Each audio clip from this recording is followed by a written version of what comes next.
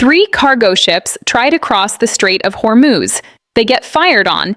Two of them are seized by Iranian forces and dragged toward the Iranian coast. The captains and crews of hundreds of other ships stuck in that waterway are sending desperate messages, asking someone, anyone, to help. And the White House? Almost completely silent. That silence is actually the most important part of today's story, because what it reveals about where this war is heading and what it's already doing to your wallet is something you need to understand right now. Today, we are covering three things: what just happened in the Strait of Hormuz, what this war is doing to the global economy, and whether Iran's leadership is actually falling apart like Trump keeps claiming, or whether that's just a story people want to believe. Let's get into it. Let's start with what happened in the water. Three cargo ships tried to cross the Strait of Hormuz. The strait had briefly seemed to reopen on Friday for a short window, just enough of a gap that these vessels decided to make a run for it. That decision did not go well. The first ship, a container vessel called the Epaminondas, owned by a Greek company, was approached by an Iranian Revolutionary Guard gunboat at around 4 a.m. Greenwich Mean Time. It was fired on. Heavy damage to the bridge. The crew was still on board. The second ship, the MSC Francesca, was hit about an hour and a half later, roughly 6 nautical miles off the Iranian coast. The third, a Swiss-owned vessel called the Euphoria, reported being fired on shortly after that. Iranian state television then announced that the Revolutionary Guard had seized the first two ships and was escorting them toward the Iranian coastline. Now here's a detail that jumped out at analysts. Both the Epaminondas and the MSC Francesca were not broadcasting their location signals when they were crossing the strait, probably trying to avoid detection. They only appeared on tracking systems when they were hit, which means the full picture of what's happening in those waters is even harder to see than we think. One captain of a vessel still stuck in the strait sent a message that said, "I urge authorities to prioritize de-escalation. Let's keep the seas open for trade and humanity." That message says everything about how desperate the situation is for the hundreds of ships and thousands of crew members trapped in this standoff. Now, here's where it gets politically interesting. All of this happened one day after President Trump announced he was extending the U.S.-Iran ceasefire. But, and this is important, he did not set a new deadline. He just said the ceasefire continues, and he's waiting for Iran to come up with a unified proposal. A lot of analysts are calling this Trump blinking first. Here's why. Trump had been the one setting deadlines, issuing ultimatums, threatening to knock out power plants and bridges. The whole negotiating posture from the U.S. side was built on pressure and urgency.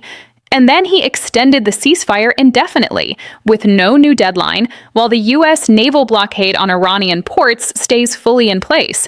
Iran's response? An advisor to Iran's lead negotiator called the ceasefire extension meaningless. He said it was deployed to buy time for a surprise attack. And that word, surprise attack, tells you everything about the level of trust here. Iran has now been attacked twice while in the middle of negotiations. So when the U.S. says, "Let's talk," Iran hears, "Watch your back." And what about the ships that just got seized? Trump has previously threatened to intervene if Iran interfered with traffic in the strait. But when 3 ships got fired on and 2 got taken, Washington went quiet. The assessment from correspondents on the ground is that the U.S. is essentially choosing to look past these incidents for now, waiting to see if Pakistan can get Iran to the negotiating table with a concrete proposal. The skirmishing in the strait is being treated as background noise while the diplomatic chess game plays out. The question is, how long can you ignore ships being seized before that becomes impossible to ignore? While governments trade ultimatums, real people in Tehran are living through something very different. The BBC's chief international correspondent has been on the streets of Tehran. Under strict conditions, her material cannot be used on BBC's Persian service, a restriction all international media operating in Iran must follow. What she found was exhaustion, deep, bone-tired exhaustion. One person said the economic situation is getting worse every single day. They said some people have started thinking that maybe if the war just finishes, one way or another, things might dramatically change for the better. That is how bad it has gotten.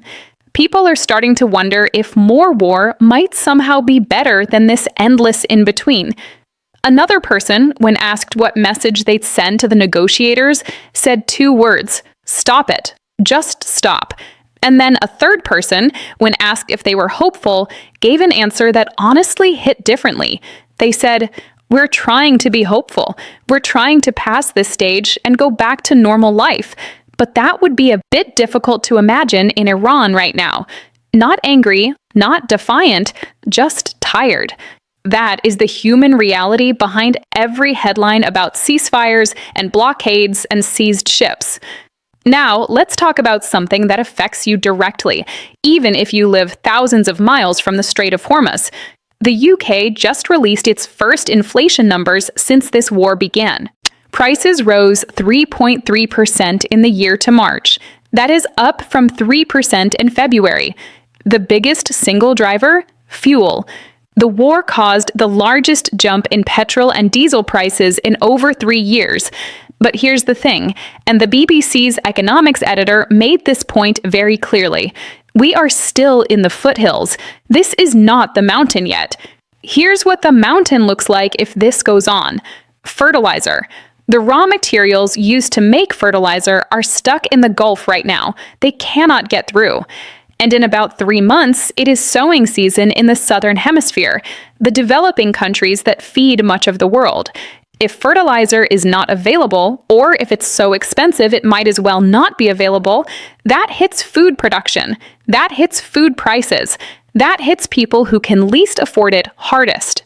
Domestic energy bills in the UK have not been hit yet, apart from heating oil, which is already up 90%. But if this drags into summer, that changes. And yes, condoms. The world's largest condom manufacturer has announced prices will rise by up to 30% because of disruption to raw materials caused by the war. The company makes over 1 billion condoms a day. It sounds almost absurd, but it is a perfect illustration of how deeply this conflict is threading itself into supply chains that have nothing to do with the Middle East. The economics editor described it as a countdown clock, not an alarm yet, but ticking. Now let's address something Trump keeps saying, and something Western media keeps repeating, that Iran's leadership is fractured, confused, and sending mixed signals. Trump even said he extended the ceasefire specifically to give Iran time to come up with a unified proposal, the implication being Iran is internally divided and doesn't know what it wants. Is that true? 2 people gave very different answers on this today, and both are worth hearing. The former UK ambassador to Iran said he has no doubt that right now it is Iran's Revolutionary Guard, the IRGC, that is calling the shots inside Iran. Iran's previous supreme leader was killed in US-Israeli strikes. His son, Mojtaba Khamenei, was chosen as the new supreme leader, but has not been seen publicly since being selected. So there is a real leadership vacuum at the very top, and the IRGC has stepped into it. But here's the counterpoint, from a senior BBC Persian reporter who watches Iran's internal politics extremely closely. He says the Iranian position has actually been remarkably consistent from the beginning. Uranium enrichment, consistent. The Strait of Hormuz, consistent. The demand that the U.S. naval blockade end before Iran engages in a second round of talks, consistent. There is no confusion in the Iranian position. There are hardliners and there are moderates, yes, but both groups ultimately move by consensus through Iran's National Security Council. He also made a sharp observation about Trump's framing. When Trump says he's waiting for a unified response from Iran, it creates the impression in the Western media that Iran is confused and disorganized. But looked at from another angle, Iran has been saying the same thing all along. Lift the naval blockade, then we talk. The man who has emerged as the public face of Iran's negotiations is Mohammad Ali Bagheri, Speaker of Parliament, former Revolutionary Guard member. He went to Islamabad for the first round of talks. He is considered a pragmatist. And the reporter's point is, even a pragmatist in Iran operates within a consensus system. He is not going rogue. He is not sending different signals. He is delivering what the council agrees on. So when Trump says he's waiting for Iran to get its act together, the Iranians would say, "We already have. You just don't like our answer." Quick update on Lebanon because it connects directly to the Iran situation. The 10-day ceasefire between Israel and Lebanon is still technically in place, but fighting has not fully stopped. Israel has continued firing on Hezbollah positions. Hezbollah has fired back, less than before, but still. Thousands of Israeli troops remain in southern Lebanon with no sign of withdrawal. Washington, D.C. talks between Israel and Lebanon are scheduled for Thursday. Lebanon's president is pushing to extend the ceasefire deadline ahead of those talks. What Lebanon wants is simple: Israeli troops out, back to the internationally recognized border. What Israel wants is Hezbollah disarmed. Those two positions are still very far apart. Here's the link to Iran. The Iranians have made clear that a ceasefire between Israel and Lebanon is part of any deal they would agree to with the U.S. So the Lebanon talks and the Iran negotiations are not separate stories. They are the same story. 3 scenarios. Let's be honest about each one.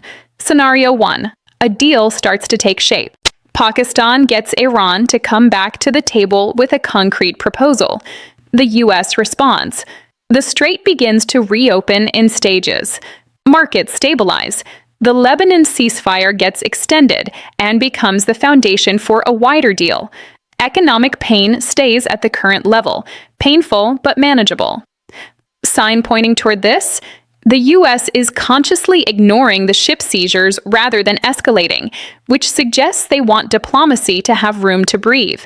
That is actually a sign of restraint, even if it does not look like one. Scenario 2. Total breakdown. Iran does not come back to the table. The ceasefire expires. Trump follows through on infrastructure threats. Iran fully closes the strait. Oil prices spike hard. The fertilizer clock runs out. Food prices spike globally. Lebanon's ceasefire collapses.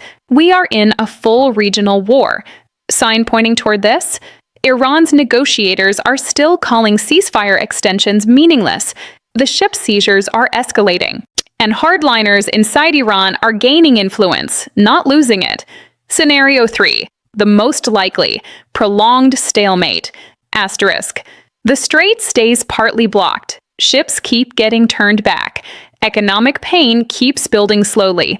Talks keep almost happening, but not quite happening. The Lebanon ceasefire limps forward on extensions. No deal, no collapse, just grinding, expensive, dangerous uncertainty for weeks or months. The fertilizer clock is the wild card here.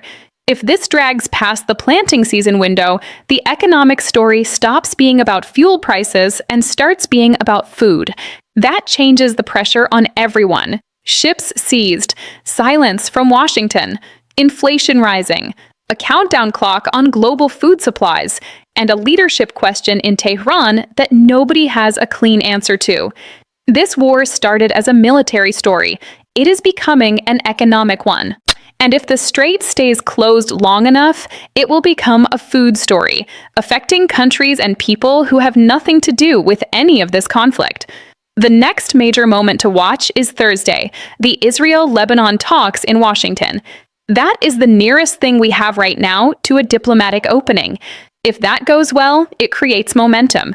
If it fails, it removes one more reason to stay at the table. Keep watching.